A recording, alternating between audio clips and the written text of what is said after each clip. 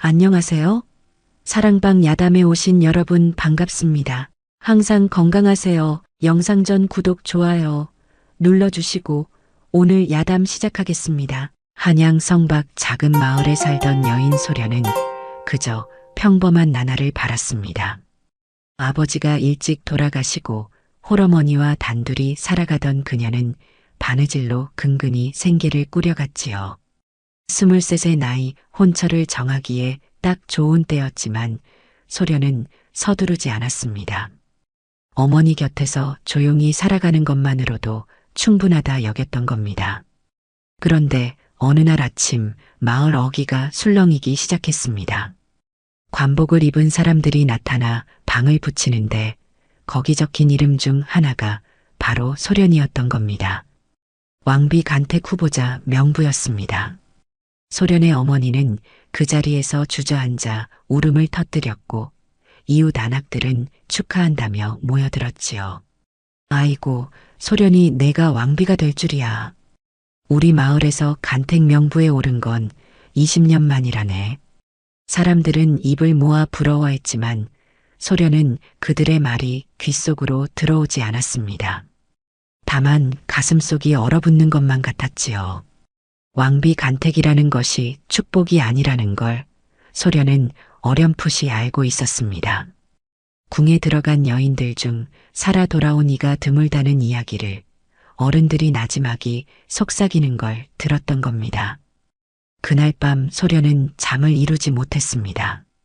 창문 너머로 달빛이 스며들어 방 안을 하얗게 물들였지요. 어머니는 옆방에서 훌쩍이는 소리를 내고 있었습니다. 소련은 이불을 뒤집어 쓴 채 생각했습니다. 어떻게든 이 간택에서 벗어나야 한다고, 궁에 들어가서는 안 된다고 말입니다. 사흘 뒤 마을 우물가에서 소련은 김씨 할머니를 만났습니다. 할머니는 물동이를 내려놓더니 소련의 손을 꼭 잡았지요. 소련아, 내 어미 마음 10분 이해하마. 할머니의 눈가에는 깊은 주름과 함께 슬픔이 어려 있었습니다. 소련이 고개를 갸웃하자 할머니는 주변을 살피고는 목소리를 낮췄습니다.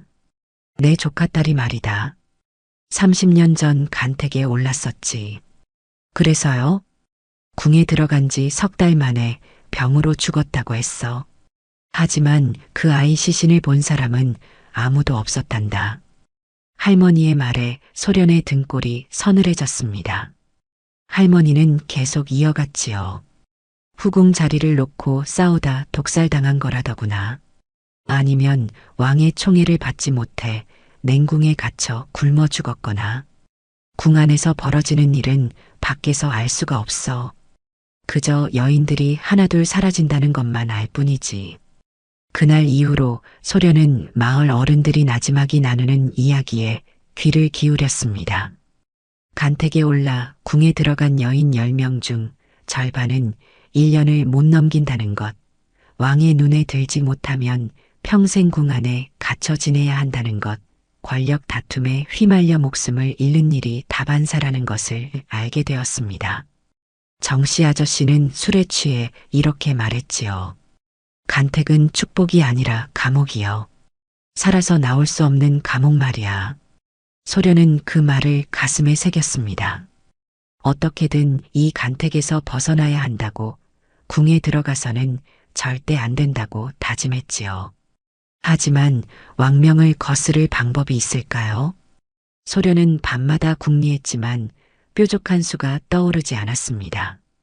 간택일이 한 달 앞으로 다가왔습니다. 소련은 거울 앞에 앉아 자신의 얼굴을 뜯어보았지요. 또렷한 이목구비, 맑은 피부, 단정한 인상. 이런 것들이 오히려 화근이 된 겁니다. 소련은 생각했습니다.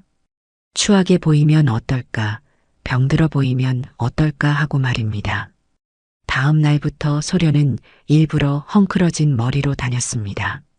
옷도 낡은 것만 골라 입었고 얼굴에는 젤을 살짝 문질러 칙칙해 보이게 했지요.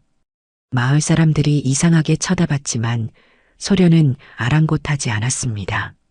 어머니가 걱정스러운 얼굴로 물었습니다. 소련아, 왜 그러느냐? 몸이 안 좋으냐?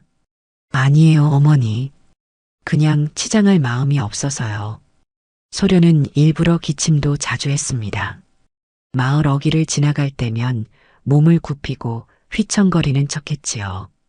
간택 담당 관리가 다시 마을을 방문했을 때 소련은 방 안에서 신음소리를 냈습니다. 어머니가 문 밖에서 말했지요. 저희 딸이 요즘 폐병 기운이 있는 것 같습니다. 밤낮으로 기침을 하고 열도 나고 해서요. 관리는 문틈으로 안을 들여다보다가 인상을 찌푸렸습니다. 소련은 일부러 창백하게 보이려고 밤새 잠을 안 잤던 겁니다. 관리는 뭔가 적더니 돌아갔지요. 소련은 작은 희망을 품었습니다.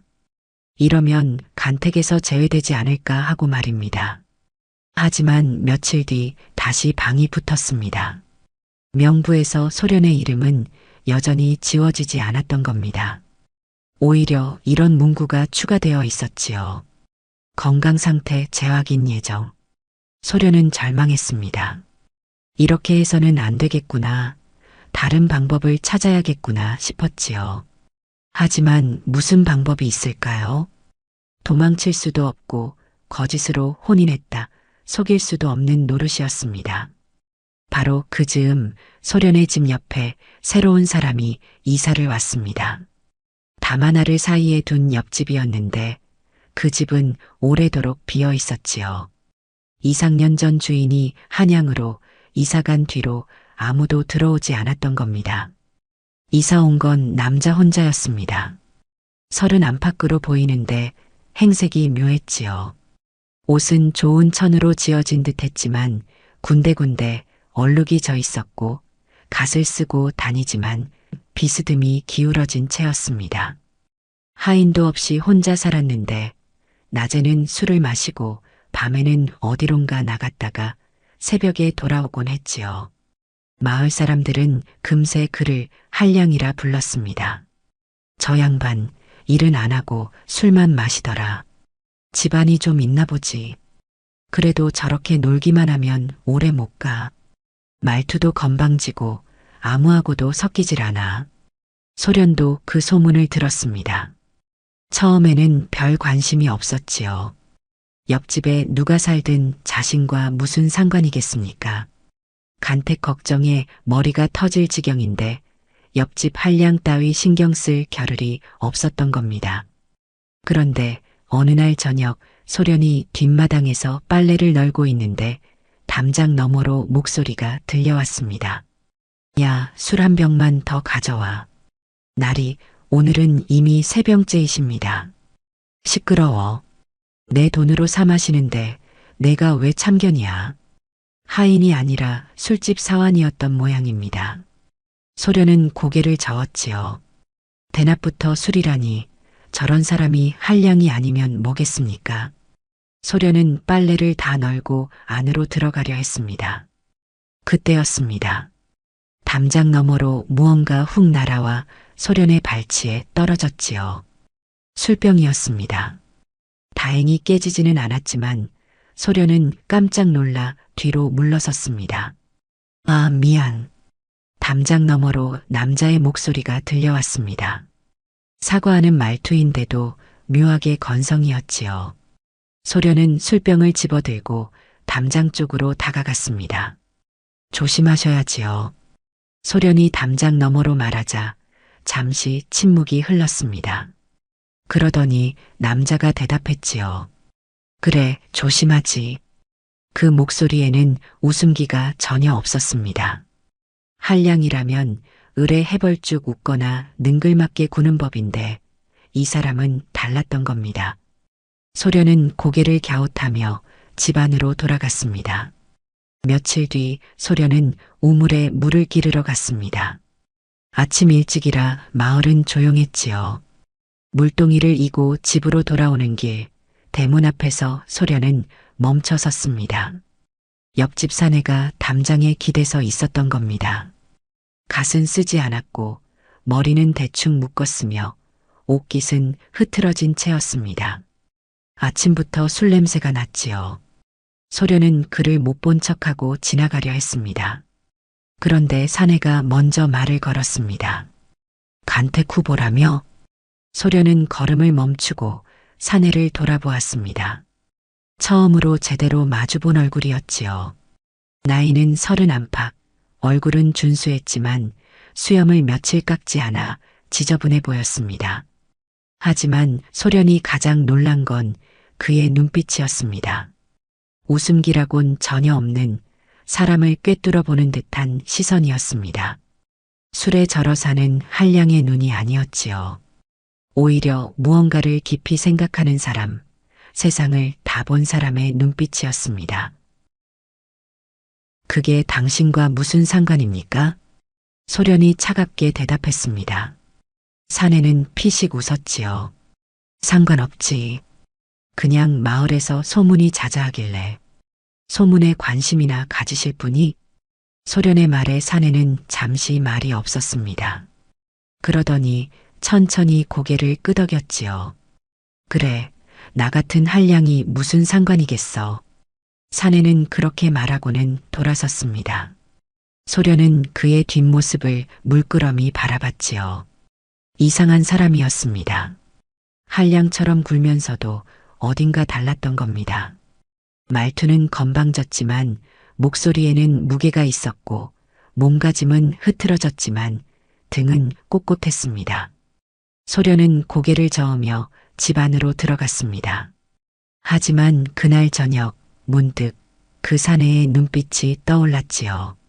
웃음기 없는 눈, 한량답지 않은 시선. 왜인지 가슴 한편이 답답해졌습니다.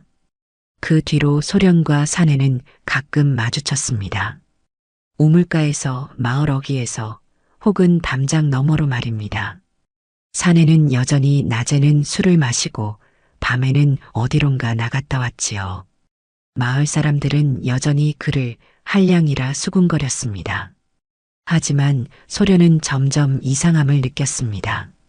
사내가 던지는 질문들이 예사롭지 않았던 겁니다.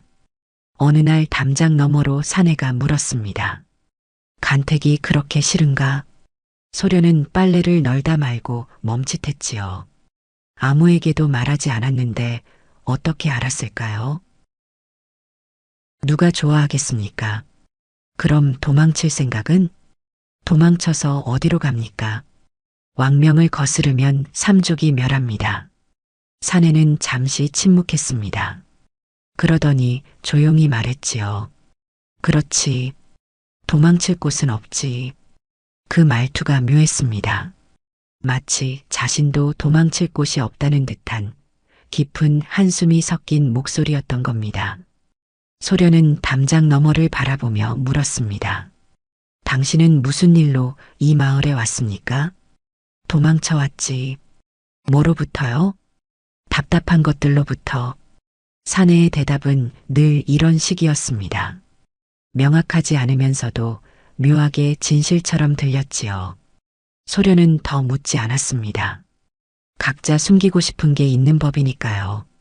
며칠 뒤 소련이 장에서 돌아오는 길에 다시 사내를 만났습니다. 사내는 주막 앞에 앉아 술을 마시고 있었지요. 소련을 보더니 잔을 들어 보였습니다. 한잔 하겠나? 여자가 대낮에 술을 마십니까? 간택 전에 마음이나 풀어두지 그래. 사내의 말에 소련은 걸음을 멈췄습니다. 그의 질문은 늘 이렇게 날카로웠지요. 마치 소련의 마음속을 들여다보는 것처럼 정확했습니다. 소련은 사내를 똑바로 쳐다봤습니다. 당신은 대체 누구십니까? 사내는 술잔을 내려놓고 피식 웃었습니다. 한량이지. 마을 사람들 말대로.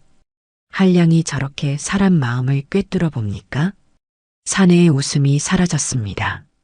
잠시 소련을 바라보더니 조용히 말했지요. 사람 마음이야 다 비슷하지 않겠나? 도망치고 싶은데 도망칠 곳 없고 자유롭고 싶은데 자유로울 수 없고. 그 말에 소련은 할 말을 잃었습니다. 사내는 다시 술잔을 들었고 소련은 그 자리를 떠났지요. 하지만 그날 밤 소련은 사내의 말을 되새겼습니다. 도망치고 싶은데 도망칠 곳 없고 자유롭고 싶은데 자유로울 수 없고 그건 소련 자신의 처지이기도 했던 겁니다. 보름달이 뜬 밤 소련은 뒷마당에 앉아 있었습니다. 간택일이 보름 앞으로 다가왔지요. 아무리 궁리해도 빠져나갈 방법이 없었습니다. 소련은 달을 올려다보며 한숨을 쉬었습니다. 잠은 안 자나? 담장 너머로 사내의 목소리가 들려왔습니다.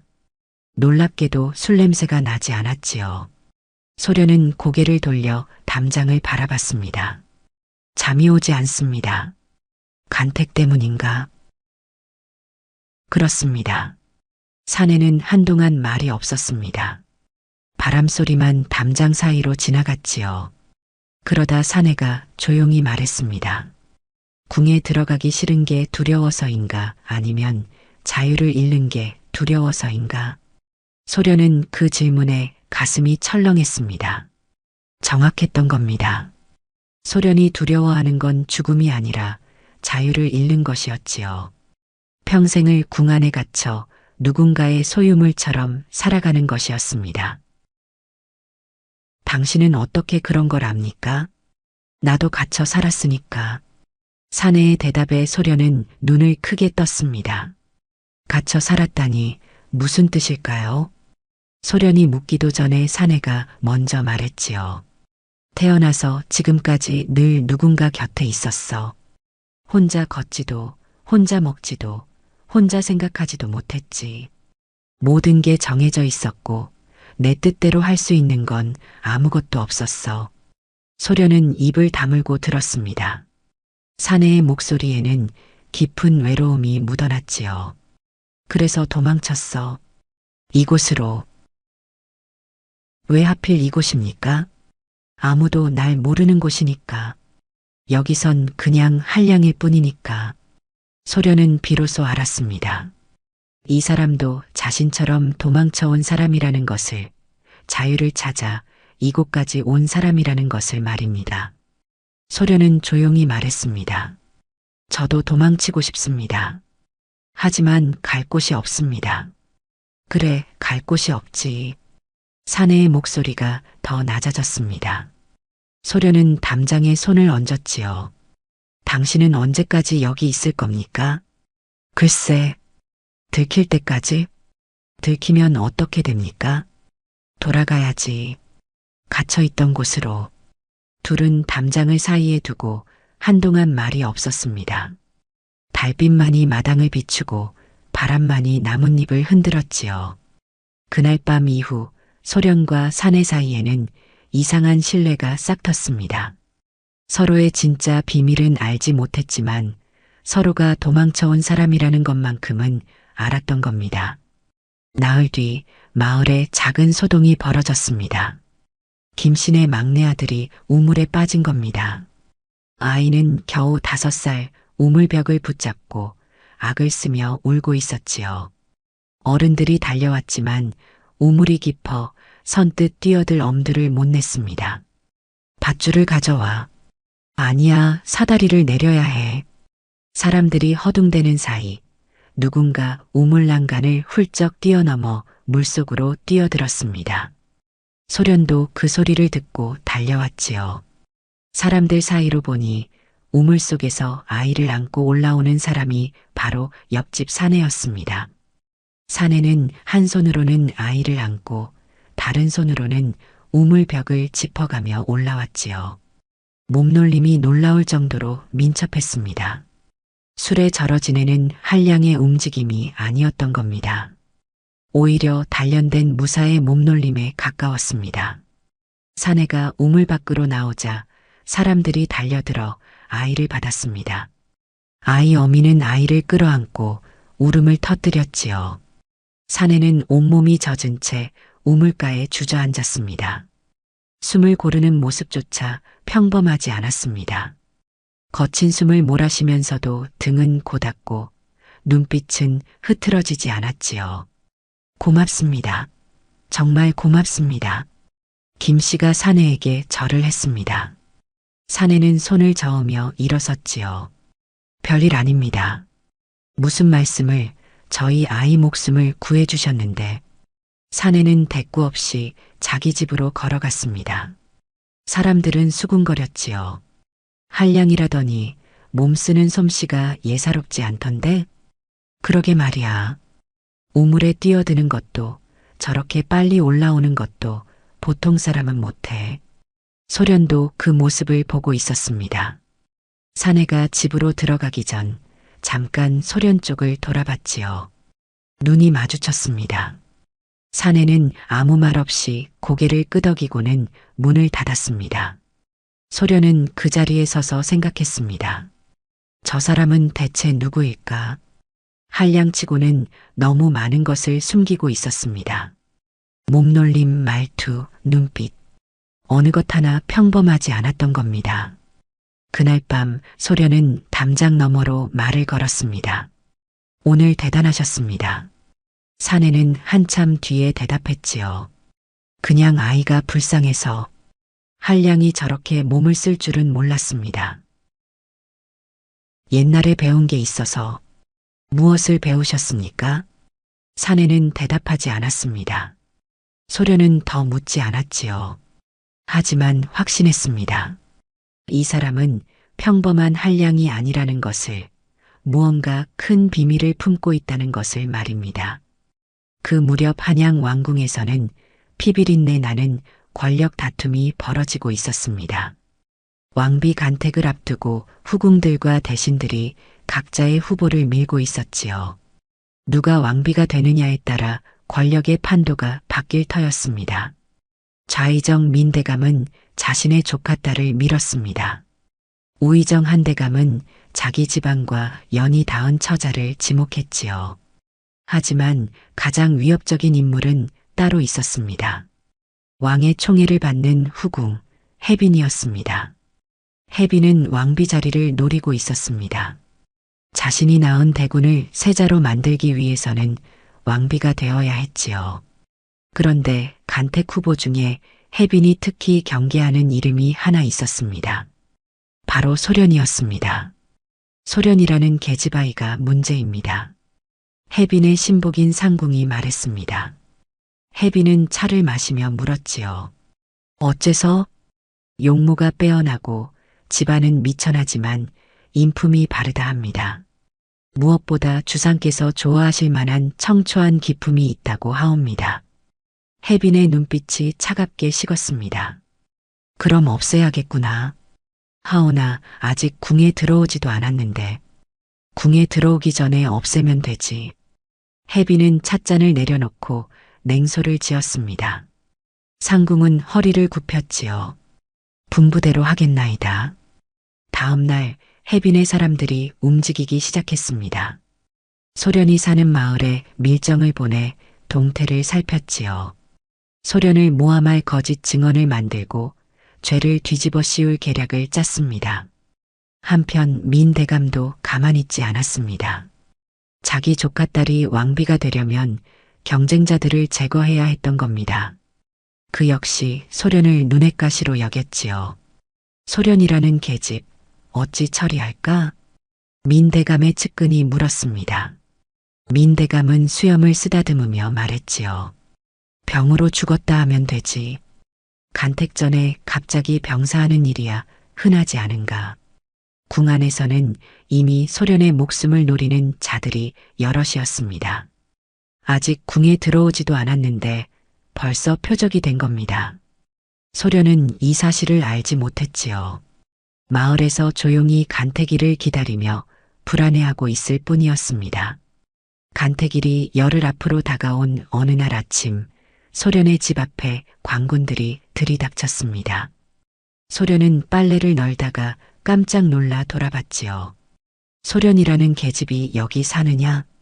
관군의 우두머리가 물었습니다. 소련의 어머니가 황급히 나왔습니다. 왜 그러시옵니까? 소련은 영모를 꾀한 자의 일당으로 고발되었다. 당장 잡아가겠다. 영모라니요. 우리 딸은 집 밖에도 나가지 않는데 무슨. 시끄럽다. 어서 끌고 가라. 관군들이 소련에게 달려들었습니다. 소련은 어안이 벙벙했지요. 영모라니 대체 무슨 일인지 전혀 알 수가 없었습니다. 거짓 고발이라는 건 분명했지만 누가 왜 자신을 모함하는지 알 길이 없었지요. 어머니, 소련아. 어머니가 광군에게 매달렸지만 내쳐졌습니다. 소련은 끌려가기 직전 옆집을 힐끗 보았습니다. 혹시 사내가 나오지 않을까 싶었지요. 하지만 옆집은 조용했습니다.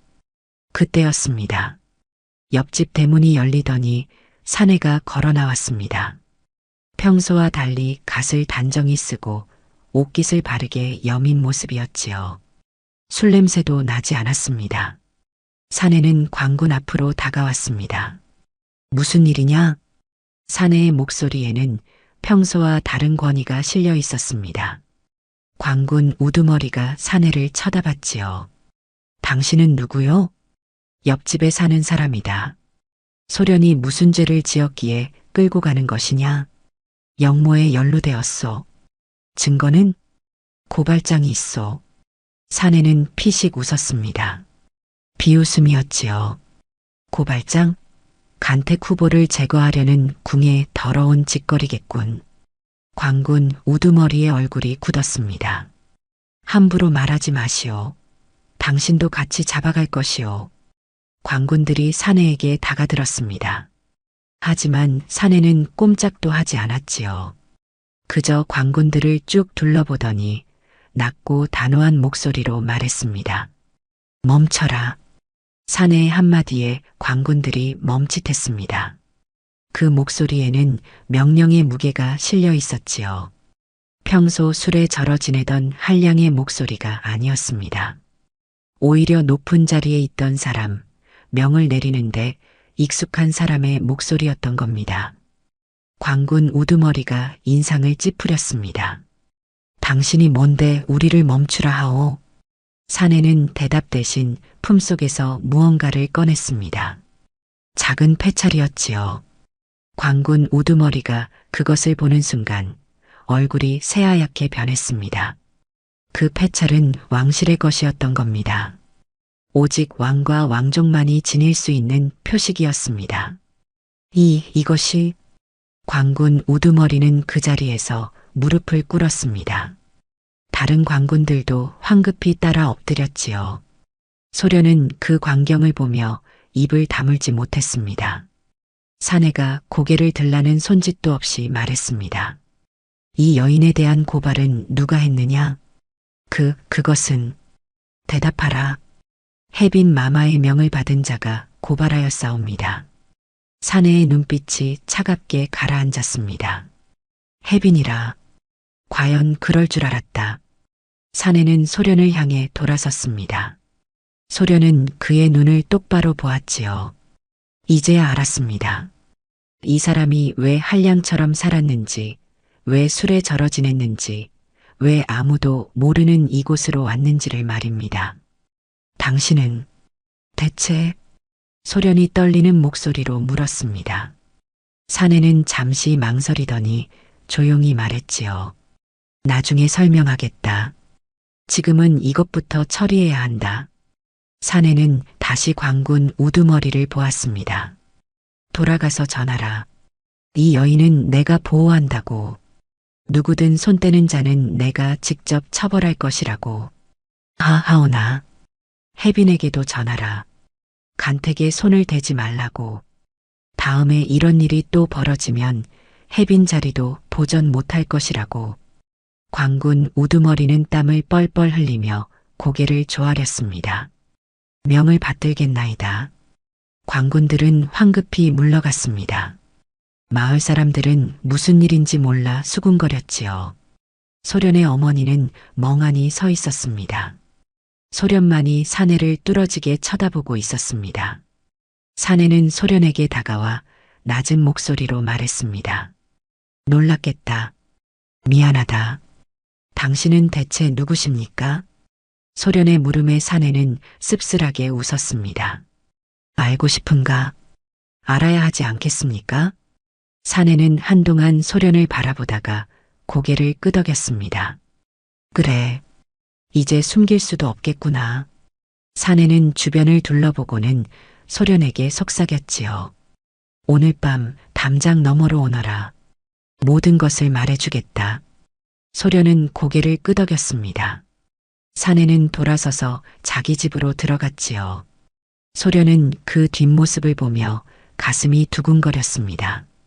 두려움인지 기대인지 혹은 다른 감정인지 알 수 없었습니다. 그날 한양 왕궁에서는 난리가 났습니다. 주상 전하께서 며칠째 자취를 감춘 겁니다. 어전회의에도 나타나지 않고 침전에도 계시지 않았지요. 대신들과 내관들이 궁 안팎을 뒤졌지만 찾을 수 없었습니다. 주상 전하께서 어디로 가셨단 말인가? 좌의정 민대감이 소리쳤습니다. 우의정 한대감도 당황한 표정이었지요. 미행도 없이 홀로 궁을 나가신 듯 하옵니다. 이럴 수가. 만약 역적들이 알면 어찌하려고. 대신들은 급히 비밀회의를 열었습니다. 왕이 사라졌다는 사실이 알려지면 나라가 혼란에 빠질 터였지요. 우선은 함구하기로 했습니다. 왕이 병환 중이라 선전하고 은밀히 찾기로 한 겁니다. 하지만 소문은 새어나가기 마련입니다.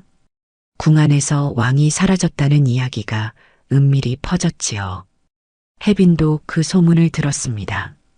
주상께서 정말 사라지셨단 말인가? 해빈이 상궁에게 물었습니다. 상궁은 고개를 끄덕였지요. 그러하옵니다. 닷새 전부터 자취를 감추셨다 하옵니다. 해빈의 눈빛이 빛났습니다. 기회였던 겁니다.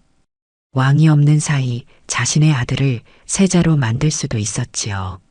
하지만 조심해야 했습니다. 왕이 돌아오면 역모로 몰릴 터였으니까요. 한편 민대감은 다른 생각을 했습니다. 이 기회에 옹립할 인물을 정해야 하지 않겠소? 민대감이 은밀히 다른 대신들을 모아 말했습니다. 우의정 한대감이 경계하는 눈빛으로 대답했지요. 역모를 꾀하자는 말이오? 역모가 아니라 나라를 위한 길이요. 주상이 이렇게 무책임하게 자리를 비우는데 우리가 나라를 지켜야 하지 않소? 대신들은 수군거렸습니다. 누구는 찬성하고 누구는 반대했지요. 왕이 사라진 틈을 타 각자의 욕심이 고개를 드는 겁니다. 그 무렵 왕, 아니 소련의 옆집에 사는 사내는 자기 방에 앉아 있었습니다. 창밖으로 달이 떠오르고 있었지요. 오늘 밤 소련에게 모든 것을 말해야 했습니다. 자신이 누구인지, 왜 이곳에 왔는지를 말입니다. 사내는 한숨을 쉬었습니다. 이제 돌아가야 할 때가 온 것 같았지요. 하지만 돌아가고 싶지 않았습니다. 이곳에서의 나날이 너무 평화로웠던 겁니다. 한량으로 살며 자유를 누렸던 시간이 너무 소중했습니다. 하지만 이제 끝이로구나. 사내는 쓸쓸하게 웃었습니다. 그리고 소련을 기다렸지요. 담장 너머로 그녀가 올 시간이었습니다.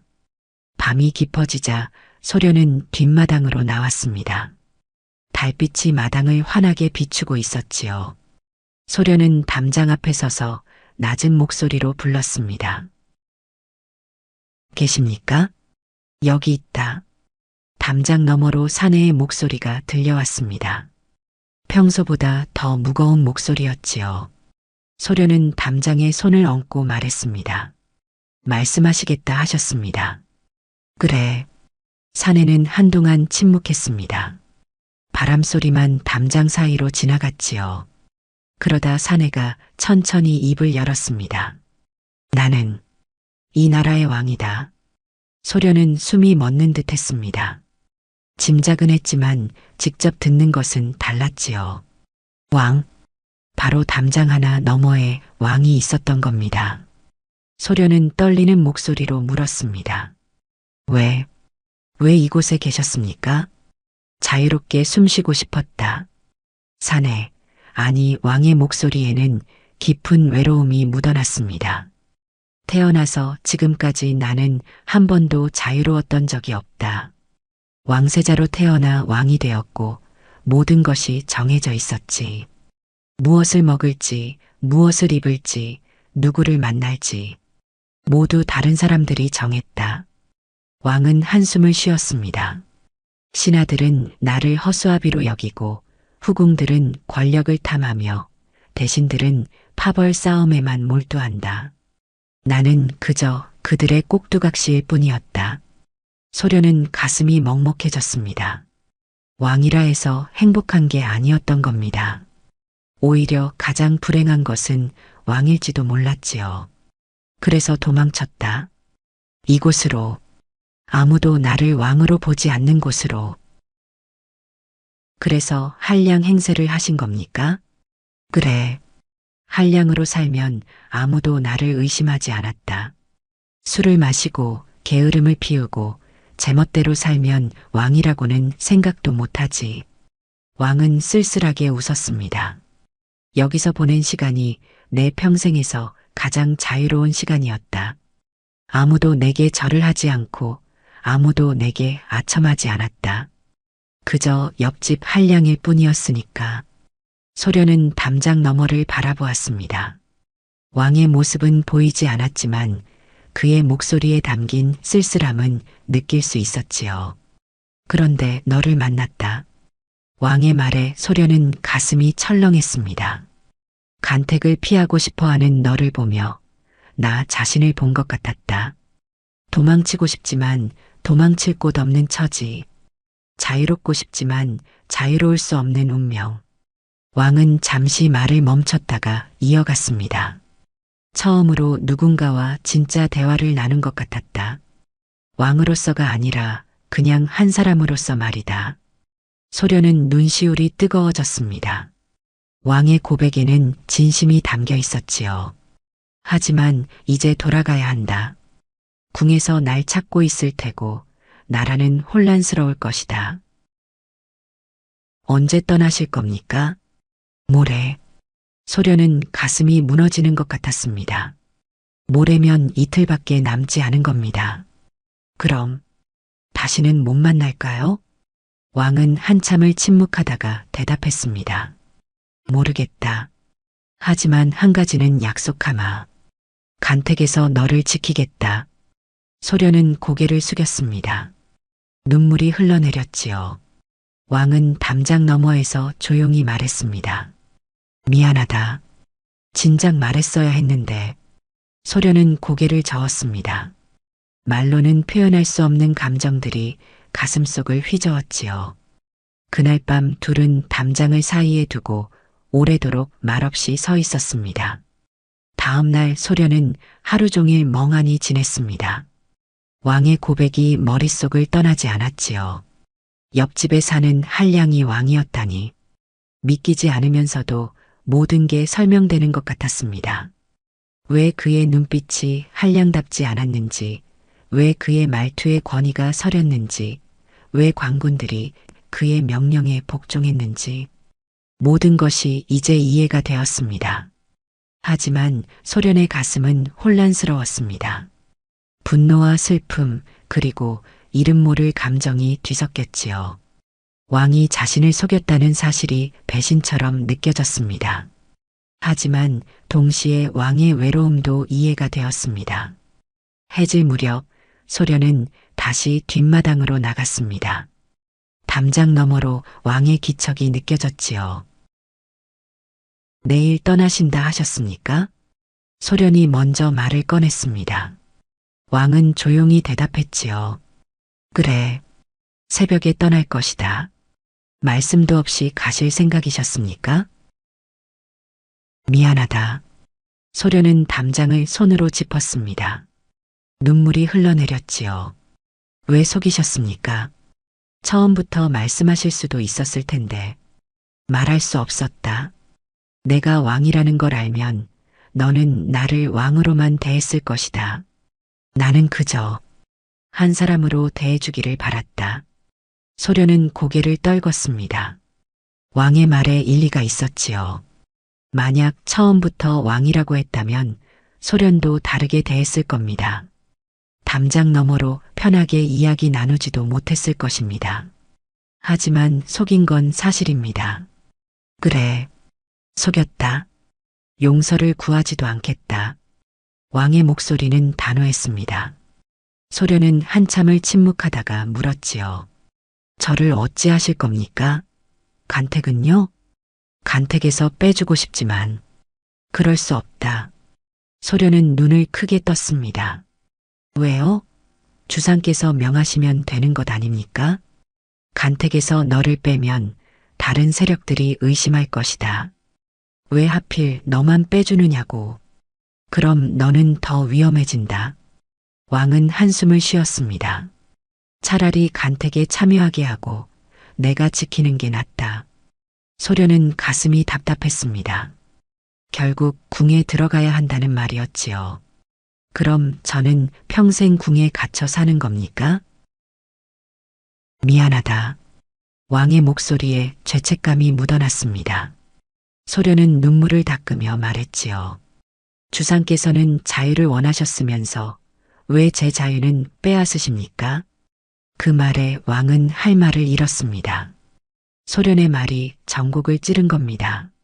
왕은 한동안 말이 없다가 조용히 대답했습니다. 옳은 말이다. 나는 이기적인 사람이다. 소련은 더 이상 말하지 않았습니다. 담장 너머로 왕의 한숨소리만 들렸지요. 그날 밤 소련은 밤새 잠을 이루지 못했습니다. 왕에 대한 감정이 무엇인지 알 수 없었습니다. 분노인지 연민인지 혹은 다른 것인지 말입니다. 다음 날 새벽 소련은 잠에서 깨어났습니다. 아니, 사실 잠을 잔 게 아니었지요. 밤새 뒤척이다가 동이 트자 일어난 겁니다. 옆집에서 인기척이 들렸습니다. 왕이 떠날 준비를 하는 소리였지요. 소련은 뒷마당으로 나갔습니다. 담장 너머로 왕의 모습이 어렴풋이 보였습니다. 평소에 헝클어진 차림이 아니라 단정한 옷을 입고 있었지요. 왕의 모습으로 돌아간 겁니다. 가시는군요. 소련이 말했습니다. 왕은 걸음을 멈추고 담장 쪽을 돌아봤지요. 그래, 그렇게 가시면 됩니까? 아무 말씀도 없이? 왕은 대답하지 않았습니다. 소련은 분노가 치밀어 올랐지요. 주상께서는 자유를 원하셨다 하셨습니다. 그래서 이곳에 오셨다 하셨지요. 하지만 저는요, 저도 자유를 원합니다. 저도 간택이 싫습니다. 왜 주상께서만 자유로우실 수 있고 저는 안 됩니까? 소련의 목소리가 떨렸습니다. 왕은 담장 너머로 조용히 대답했지요. 옳은 말이다. 옳은 말이라고 인정만 하시면 됩니까? 제 인생은 어찌 되든 상관없으십니까? 상관 있다. 왕의 목소리가 낮아졌습니다. 너무 상관 있어서 문제다. 내가 너를 지키려 하는 것도 간택에 참여하게 하는 것도 모두 너를 위해서다. 그건 핑계입니다. 소련은 소리쳤습니다. 주상께서 정말 저를 생각하신다면 간택에서 빼주실 수 있습니다. 하지만 그러지 않으시는 건 결국 저를 곁에 두고 싶으시기 때문 아닙니까? 왕은 할 말을 잃었습니다. 소련의 말이 맞았던 겁니다. 왕은 소련을 지키고 싶었지만 동시에 곁에 두고 싶기도 했지요. 이기적인 마음이었습니다. 인정한다. 나는 이기적이다. 왕의 목소리에 자조가 섞였습니다. 너를 자유롭게 해주고 싶으면서도 동시에 곁에 두고 싶다. 모순이지. 하지만 이게 내 진심이다. 소련은 눈물을 흘렸습니다. 분노와 슬픔 그리고 배신감이 뒤섞인 눈물이었지요. 저는 주상을 믿었습니다. 담장 너머에서 나누던 대화가 진심이라 믿었습니다. 하지만 모두 거짓이었군요. 주상께서는 저를 이용하신 겁니다. 아니다. 왕의 목소리가 단호해졌습니다. 그건 아니다. 너와 나눈 대화는 모두 진심이었다. 내가 한량으로 살며 느꼈던 자유도 너와 나눈 이야기도 모두 진짜였다. 하지만 속이셨잖습니까? 속인 건 신분뿐이다. 내 마음은 속이지 않았다. 소련은 고개를 저었습니다. 더 이상 들을 수 없었지요. 가십시오. 어서 떠나십시오. 다시는 제 앞에 나타나지 마십시오. 소련은 돌아서서 집 안으로 들어갔습니다. 왕은 담장 앞에 서서 한참을 서 있었지요. 그러다 깊은 한숨을 쉬고는 마을을 떠났습니다. 뒤돌아보지 않았습니다. 뒤돌아보면 더 이상 걸을 수 없을 것 같았으니까요. 왕이 궁으로 돌아오자 난리가 났습니다. 대신들이 모두 어전에 모였지요. 주상 전하, 어디 계셨사옵니까? 온 나라가 혼란에 빠졌사옵니다. 왕은 어좌에 앉아 대신들을 내려다봤습니다. 한량으로 살 때의 모습은 온데간데 없었지요. 차갑고 위험 있는 왕의 모습이었습니다. 잠시 미행 없이 나가 있었다. 나라를 돌보지 못한 것은 짐의 잘못이니 꾸짖거든 짐을 꾸짖어라. 대신들은 입을 다물었습니다. 왕의 위험에 눌린 겁니다. 좌의정 민대감이 조심스럽게 물었지요. 그 사이 간택은 어찌하오리까? 이미 날짜가 정해져 있사옵니다. 예정대로 진행하라. 왕의 대답에 대신들이 안도했습니다. 하지만 왕은 덧붙였지요. 다만 간택 과정에 어떤 불순한 세력도 개입하지 못하게 하라. 만약 후보자들을 해치거나 모략하는 자가 있다면 신분 고하를 막론하고 엄벌에 처할 것이다. 대신들은 고개를 숙였습니다. 왕의 눈빛이 예사롭지 않았던 겁니다. 한편 해비는 왕이 돌아왔다는 소식을 듣고 당황했습니다. 왕이 없는 사이 세력을 키우려던 계획이 물거품이 된 겁니다. 게다가 왕이 소련을 직접 보호한다는 소문까지 들렸지요. 어찌된 일이냐? 주상께서 소련을 아신단 말인가? 해빈이 상궁에게 물었습니다. 상궁은 고개를 저었지요. 자세한 건 알 수 없사옵니다. 다만 주상께서 그 여인을 특별히 여기신다는 건 분명해 보이옵니다. 해빈의 눈빛이 차갑게 가라앉았습니다. 경쟁자가 생긴 겁니다.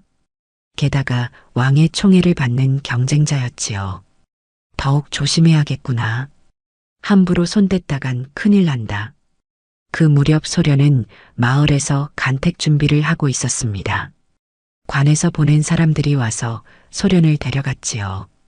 궁에 들어가기 전 몸을 정갈이하고 예법을 익히는 과정이었습니다. 소련은 모든 것을 기계적으로 해냈습니다. 마음은 이미 텅 빈 것 같았지요. 왕에 대한 분노도 슬픔도 이제는 무뎌졌습니다. 그저 운명을 받아들일 뿐이었습니다. 어머니가 걱정스러운 얼굴로 소련을 바라봤습니다. 소련아, 괜찮으냐? 괜찮습니다, 어머니. 하지만 소련의 목소리에는 생기가 없었습니다. 어머니는 딸을 끌어안았지요. 미안하다. 어미가 무능해서. 아닙니다. 어머니 잘못이 아닙니다. 소련은 어머니를 아는 채 생각했습니다. 이제 돌아갈 수 없는 길을 가는구나. 왕도 자신도 이미 너무 멀리 와버렸구나 하고 말입니다. 간택일 전날 밤 소련은 궁 밖 별궁에 머물고 있었습니다. 내일이면 정식으로 궁에 들어가 간택을 받게 되는 겁니다. 소련은 창밖을 바라보며 깊은 한숨을 쉬었지요. 그때 문 밖에서 인기척이 들렸습니다. 상궁이 들어와 허리를 굽혔습니다. 주상 전하께서 부르시옵니다.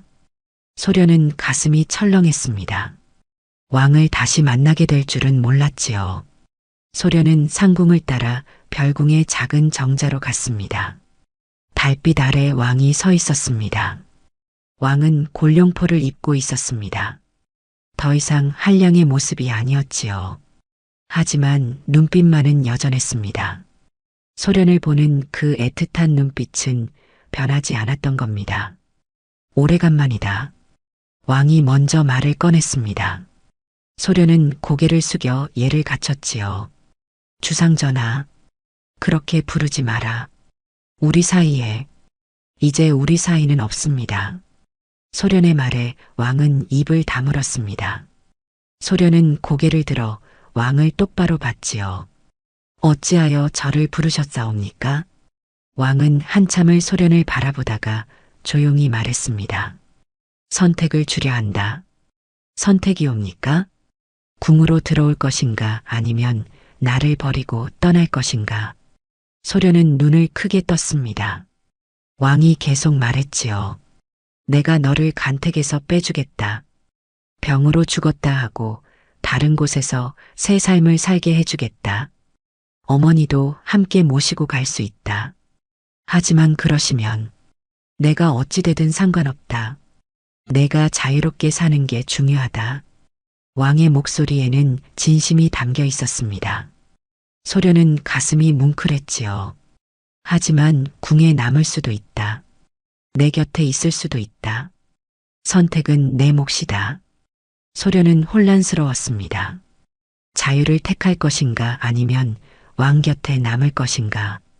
둘 다 원하면서도 둘 다 두려웠습니다. 왜 이제야 이런 선택을 주십니까? 늦었다는 걸 안다. 하지만 그래도 내게 물어야 했다. 내 뜻을 존중해야 했다.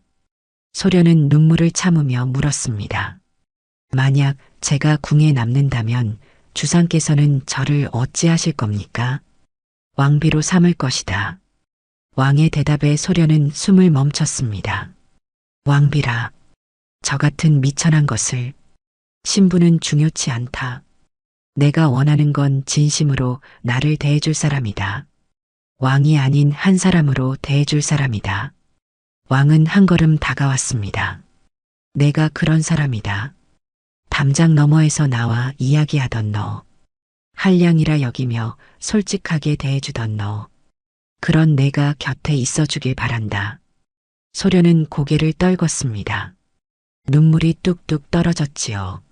하지만 강요하지 않겠다. 내가 자유를 택한다면 기꺼이 보내주겠다.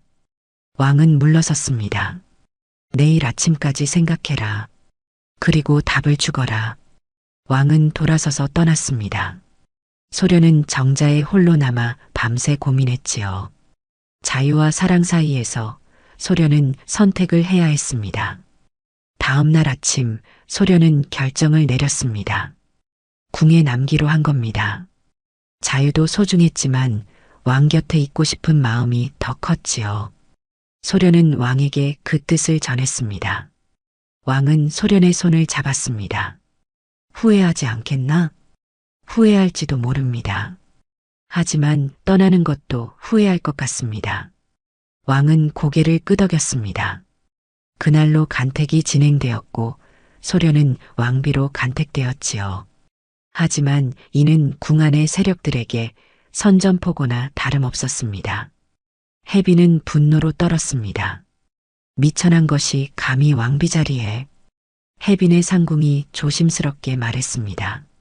주상께서 총애하시니 어찌하겠사옵니까? 총애가 영원하진 않다. 기회를 봐야지. 해빈은 음모를 꾸미기 시작했습니다. 소련을 제거할 방법을 찾았지요. 독을 타거나 모함을 하거나 아니면 역모로 몰거나. 방법은 많았습니다. 한편 민대감도 가만히 있지 않았습니다. 자기 조카딸이 떨어지고 소련이 왕비가 된 것에 분개했지요. 저 계집을 제거해야 한다. 민대감은 측근들을 모았습니다. 소련에게 죄를 뒤집어 씌울 계략을 짰지요. 소련의 집안을 뒤져 역모의 증거를 조작하고 소련을 역적의 딸로 몰 계획이었습니다. 닷새 뒤 민대감이 움직였습니다. 어전에서 왕에게 아뢰었지요. 주상전하, 왕비 간택에 문제가 있사옵니다. 무슨 문제인가? 소련의 집안을 조사하니 역모를 꾀한 자들과 연이 닿아 있사옵니다. 민대감은 조작된 증거를 내밀었습니다. 왕은 그것을 보며 눈빛이 차갑게 식었지요. 이것이 증거라고 내미는 것이냐? 그러하옵니다. 허접하기 짝이 없구나. 왕의 목소리가 낮아졌습니다. 민대감은 당황했지요. 주상전하. 경은 지금 짐을 우롱하는 것이냐? 이런 조잡한 조작으로 왕비를 모함하다니. 왕은 증거를 집어던졌습니다. 당장 물러가라. 다음에 또 이런 짓을 한다면 좌의정 자리도 보전 못할 것이다. 민대감은 황급히 물러났습니다. 하지만 해비는 더 교묘한 방법을 썼지요. 소련이 먹는 음식에 서서히 독을 타기 시작한 겁니다. 한 번에 많이 넣으면 들키니 조금씩 넣어 병들게 만들 계획이었습니다. 소련은 며칠 사이 안색이 나빠졌습니다. 왕은 그것을 알아챘지요. 어이를 불러라. 어이가 소련을 진찰하고는 고개를 갸웃했습니다. 증세가 이상하옵니다. 마치 도끼가 있는 듯 왕의 얼굴이 굳었습니다. 즉시 궁 안을 조사하게 했지요. 결국 해빈의 소행이 밝혀졌습니다. 왕은 분노했습니다. 사랑하는 사람의 목숨을 건 싸움이 된 겁니다. 왕은 해빈을 폐위시켰습니다. 그리고 민대감을 비롯한 모든 음모자들을 처벌했지요. 가차없는 결단이었습니다. 대신들은 왕의 결정에 벌벌 떨었습니다. 주상 전하 해빈을 폐위하시면 해빈의 친정인 김씨 문중이 가만히 있지 않을 것이옵니다. 우의정 한대감이 조심스럽게 말했습니다. 왕은 차갑게 대답했지요. 그럼 김씨 문중도 처벌하면 되지 않겠는가? 그러시면 조정이 혼란해. 혼란이 두렵다고 죄인을 놔두란 말이냐? 왕의 눈빛에 대신들은 고개를 숙였습니다. 왕은 계속 말했지요. 짐은 더 이상 권력에 휘둘리지 않겠다. 왕비를 해치려 한 자들은 모두 처벌할 것이다. 신분 고하를 막론하고 말이다. 왕은 실제로 그렇게 했습니다. 해빈은 폐위되어 궁에서 쫓겨났고 민대감은 귀양을 갔지요. 해빈과 결탁했던 다른 대신들도 모두 파직되었습니다. 하지만 이는 큰 파장을 일으켰습니다. 김씨 문중이 반발했고 민대감의 당파가 들고 일어났지요. 조정은 혼란에 빠졌습니다. 주상께서 한 여인 때문에 나라를 위태롭게 하신다. 반대파 대신들이 소리쳤습니다. 하지만 왕은 흔들리지 않았습니다. 나라가 위태로운 것이 아니다. 부패한 권력이 무너지는 것뿐이다. 왕은 권력을 스스로 베어냈습니다. 오랫동안 조정을 장악하고 있던 세력들을 하나하나 제거했지요. 피로 물든 결단이었습니다. 많은 사람이 반발했지만 왕은 물러서지 않았습니다. 소련은 이 모든 것을 보며 가슴 아파했습니다. 자신 때문에 왕이 이렇게 고통받는 것 같았지요. 어느 날 소련이 왕에게 말했습니다. 주상 전하, 제가 물러나겠습니다. 무슨 소리냐? 저 때문에 나라가 혼란스럽습니다. 제가 왕비 자리를 내려놓으면 왕은 소련의 말을 잘랐습니다. 아니다. 내 잘못이 아니다. 왕은 소련의 손을 잡았습니다. 이건 오래전부터 해야 했던 일이다. 부패한 권력을 걷어내고 진짜 왕으로 서는 일 말이다. 내가 없었어도 언젠가는 해야 했다. 하지만 내가 있어서 용기를 낼 수 있었다. 고맙다. 왕은 소련을 안았습니다. 소련은 왕의 품에서 눈물을 흘렸지요. 왕은 사랑을 지키기 위해 권력을 버렸습니다. 아니, 권력을 바로 세우기 위해 부패를 베어냈던 겁니다. 며칠 뒤 조정은 새로운 대신들로 채워졌습니다. 왕을 진심으로 따르는 사람들, 나라를 위하는 사람들이었지요.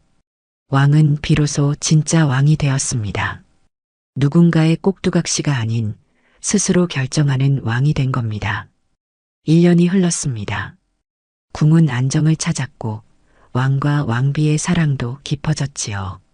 소련은 이제 더 이상 간택을 두려워하던 여인이 아니었습니다. 당당한 왕비였고 왕의 반려였습니다. 어느 봄날 왕은 소련에게 말했습니다. 궁을 나가고 싶지 않은가? 어디로 말씀이십니까? 예전에 살던 마을로, 내가 나를 처음 만났던 그곳으로. 소련은 눈을 빛냈습니다. 그곳을 그리워하고 있었던 겁니다. 왕과 소련은 미행 없이 몰래 궁을 나갔지요. 평민 옷을 입고 말을 타고 마을로 갔습니다. 마을은 예전과 똑같았습니다. 우물가에서 안악들이 빨래를 하고 아이들이 뛰어놀고 사람들이 오가는 모습, 모든 게 그대로였지요. 왕과 소련은 옛집으로 갔습니다. 두 집 모두 비어 있었습니다. 왕은 옆집으로 들어갔고 소련은 자기 집으로 들어갔지요. 그리고 담장 앞에 섰습니다. 소련아, 담장 너머로 왕의 목소리가 들려왔습니다. 마치 예전으로 돌아간 것 같았지요. 예, 주상 전하. 주상이라 부르지 마. 지금은 그냥 내 옆집에 사는 한량이다. 소련은 웃음을 터뜨렸습니다. 한량이시라고요? 술도 안 드시면서요. 그럼 오늘은 마셔야겠구나. 왕은 정말로 술을 가져왔습니다. 담장 너머로 소련에게 잔을 건넸지요. 소련은 그것을 받아 마셨습니다. 그때로 돌아간 것 같습니다. 소련이 말했습니다. 왕은 고개를 끄덕였지요. 그래, 우리가 처음 만났던 그때로, 눈이 마주쳤던 그날로. 소련은 담장을 바라보며 조용히 말했습니다.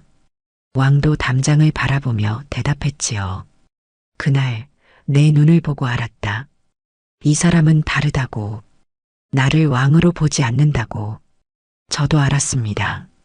이 사람은 한량이 아니라고. 뭔가 큰 비밀을 품고 있다고. 둘은 웃었습니다. 담장을 사이에 두고 말입니다. 예전처럼요. 잠시 침묵이 흘렀습니다. 바람이 담장 사이로 지나가고 새소리가 들렸지요. 왕이 먼저 입을 열었습니다. 후회하지 않나? 무엇을요? 간택에 응한 것, 자유를 포기한 것.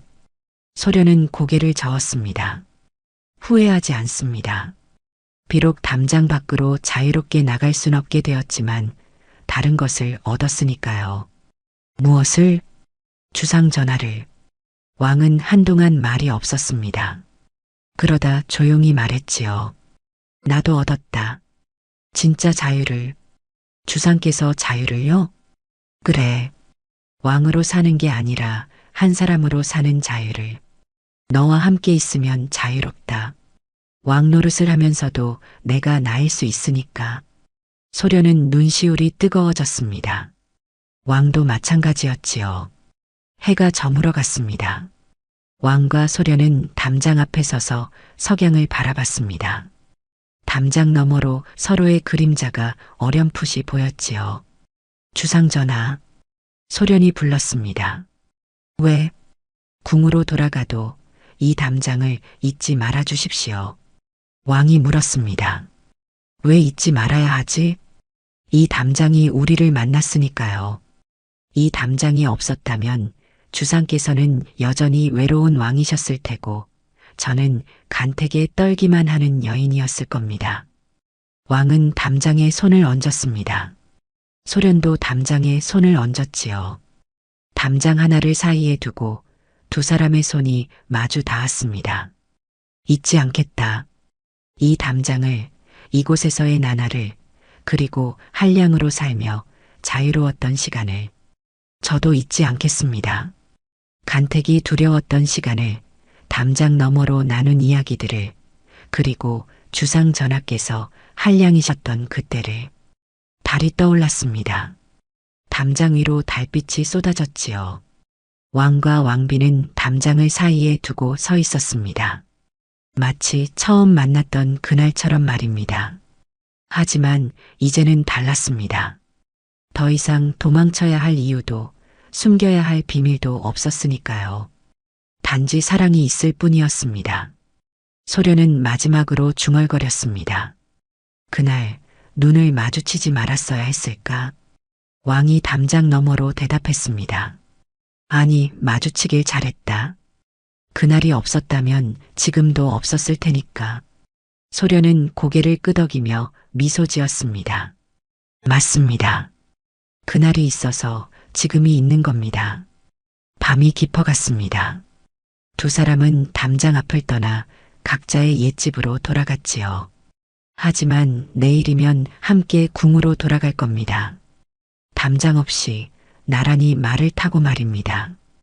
그날 밤 소련은 생각했습니다. 간택이 두려웠던 자신에게 담장 너머의 한량이 가장 큰 선물이었다고, 그리고 그 한량이 왕이었다는 것이 운명이었다고 말입니다. 왕도 생각했습니다. 자유를 찾아 도망쳤던 자신에게 담장 너머의 여인이 진짜 자유를 가르쳐 주었다고, 그리고 그 여인과 함께하는 것이 왕으로 사는 이유가 되었다고 말입니다. 담장은 여전히 그 자리에 서 있었습니다. 두 사람을 가르고 두 사람을 이어주었던 그 담장이, 이제 그 담장은 추억이 되었지만 두 사람의 사랑은 계속될 겁니다. 담장 너머에서 시작된 그 사랑이 말입니다. 3년이 흘렀습니다. 왕과 왕비는 아들 하나를 낳았고 나라는 평화로웠습니다. 어느 날 두 사람은 옛 마을을 찾았습니다. 담장은 여전히 그 자리에 있었지요. 그때 생각나십니까? 소련이 물었습니다. 매일 생각한다. 왕이 대답했습니다. 두 사람은 담장 앞에 나란히 섰습니다. 이번에는 담장을 사이에 두지 않고 말입니다. 소련이 조용히 말했습니다. 그날 눈을 마주치지 말았어야 했을까? 왕이 소련의 손을 잡으며 대답했습니다. 아니, 마주치길 잘했다. 해가 지고 달이 떴습니다. 담장 위로 달빛이 쏟아졌지요. 두 사람은 담장을 바라보며 미소 지었습니다. 담장은 오늘도 그 자리에 서 있습니다. 두 사람의 사랑을 기억하며 조용히 서 있습니다. 담장 너머에서 시작된 사랑은 이제 담장 없이도 계속될 겁니다. 영원히 말입니다.